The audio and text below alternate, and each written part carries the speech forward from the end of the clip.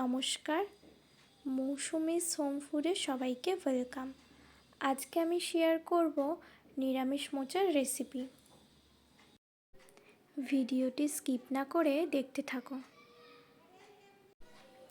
চলো মোচাটা চটপট ছাড়িয়ে ফেলি। তার আগে হাতের মধ্যে একটু সর্ষের তেল নিয়ে ভালো করে লাগিয়ে নিলাম।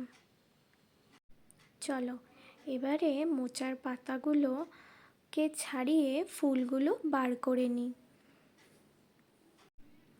ভিডিওটা যারা প্রথম দেখছো তারা কিন্তু আমার চ্যানেলটাকে সাবস্ক্রাইব করে দিও। এবার চলো দেখে নিই ফুলের ভেতরে যে দুটি অংশ ফেলে দিতে হবে। এই দেখো, ঠিক এরকমভাবে ফুলের ভেতরে এই দুটি শক্ত অংশ আমরা বার করে ফেলে দেব।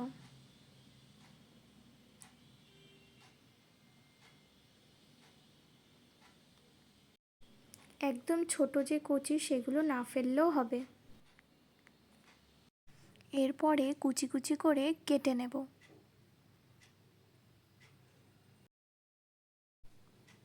মোচার রেসিপিটা করতে কিন্তু অত বেশি সময় লাগেনি যতটা না মোচা ছাড়াতে লেগেছে।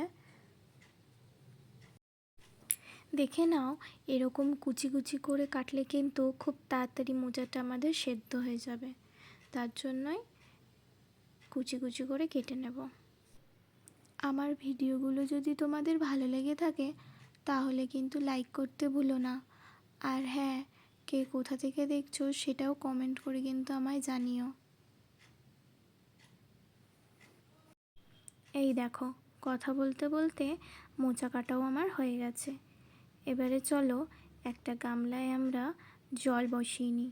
জল বসিয়ে তাতে অল্প একটু নুন আর হলুদ দিয়ে নেব। এরপরে মোচাটা দিয়ে দেব।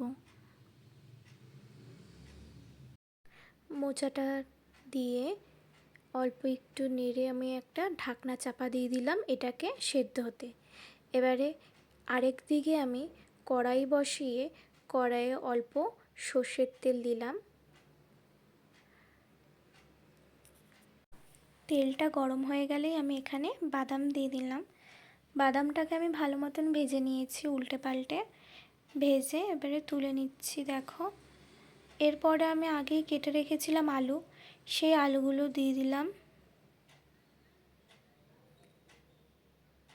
চলো এবারে দেখে নিই মোচার মশলাটা। আলুটা ততক্ষণে ভাজা হতে থাক। এই দেখো, এখানে আমি নিয়ে নিয়েছি অল্প জিরে।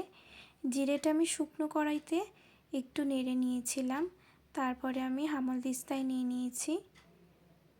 আর এর সাথে দেব আমি কাঁচা লঙ্কা। কাঁচা লঙ্কা আমি এখানে 4টে ব্যবহার করেছি, তোমরা তোমাদের অনুযায়ী কাঁচা লঙ্কা নিও।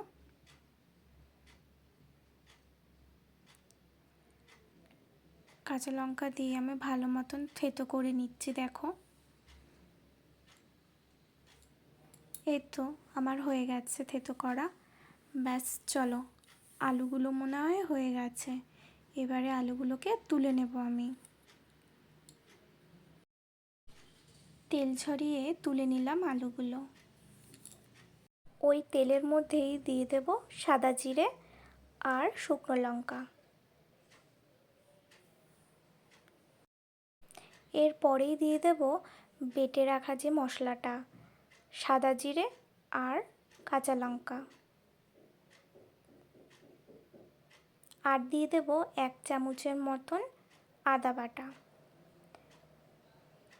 আর দেব টমেটো কুচি। এরপরে ভালো মতন নেড়ে নিয়ে আমি এতে দিয়ে দেব স্বাদ মতো নুন আর হলুদ গুঁড়ো। এরপরে কিন্তু আমি লো ফ্লেমে রেখে ভালো মতন মশলাটাকে কষিয়ে নেব। মশলাটা হতে হতে চলো দেখে নিই মোচাটা সেদ্ধ হলো কি না। এই দেখো, আমার কিন্তু মোচাটা সেদ্ধ হয়েই গেছে। আমি এবারে এই জলটা ফেলে দিয়ে ভালো মতন কয়েকবার জল পাল্টে পাল্টে কিন্তু মোচাটাকে ধুয়ে নেব। আর হ্যাঁ, মোচাটা কিন্তু খুব ভালো মতন সেদ্ধ করতে হবে। মোচা যদি শক্ত থাকে তাহলে কিন্তু খেতে একদমই ভালো লাগবে না। এর জন্য খুবই জরুরি সেদ্ধ করাটা। এই দেখো, এখানে কিন্তু আমার মশলাও রেডি। এবারে আমি দিয়ে দেব এর মধ্যে ভেজে রাখা আলুগুলো। আলুগুলো দিয়ে ভালো করে আরেকবার একটু কষিয়ে নেব আমি।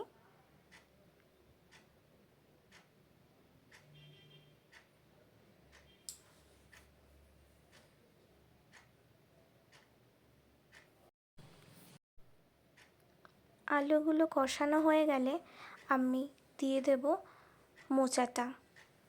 মোচাটা কিন্তু আমি ভালো মতন জলটা ফেলে দিয়েছি, হাত দিয়ে চিপে চিপে আমি জলগুলোকে বার করে দিয়েছি। এরপরে আমি মোচাটাকে দেখো কষিয়ে নেব ভালো মতন মশলার সাথে, ভালো করে উল্টে পাল্টে নেড়ে নিচ্ছি। এখন আমি মিডিয়াম আঁচে কিন্তু মোচাটাকে উল্টে পাল্টে ভালো করে মশলার সাথে মিশিয়ে নেব। আর কিন্তু দেখো যে জলটা আছে সে জলটাও কিন্তু শুকিয়ে নেব। এরপরে আমি দিয়ে দিলাম চিনি অল্প পরিমাণে, দিয়ে ভালো মতন কষিয়ে আমি কিন্তু আরেকবার এটাকে ঢেকে রেখে দিলাম। এটা আরেকটু ভালো মতন হওয়ার দেখো জলগুলো পুরো শুকিয়ে আসবে। এই দেখো মোচা কিন্তু রেডি, মোচা হয়ে গেছে। গরম গরম ভাতের সাথে কিন্তু এই রেসিপিটা খেতে খুবই ভালো লাগে। মোচার নিরামিষ রেসিপি। ওপর দিয়ে হয়ে গেলে আমি দিয়ে দিলাম গরম মশলা আর ঘি। ঘিটা দিয়ে আমি কিন্তু ভালো মতন মিশিয়ে নিয়েছি।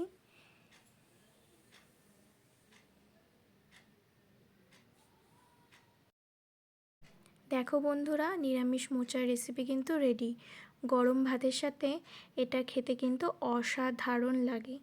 একবার ট্রাই করে দেখতেই পারো।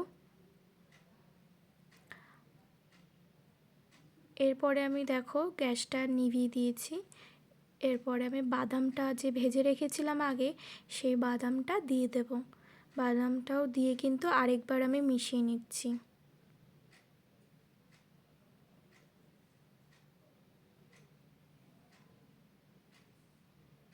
চলো তাহলে আজকের মতন এখানেই টাটা। লাইক কমেন্ট শেয়ার করতে কিন্তু একদমই ভুলবে না। আর ভিডিওটা কিন্তু সেভ করে রাখতে পারো, যখন মোচা আনবে এইভাবে একবার ট্রাই করে দেখো। আজকের মতন এখানেই টাটা।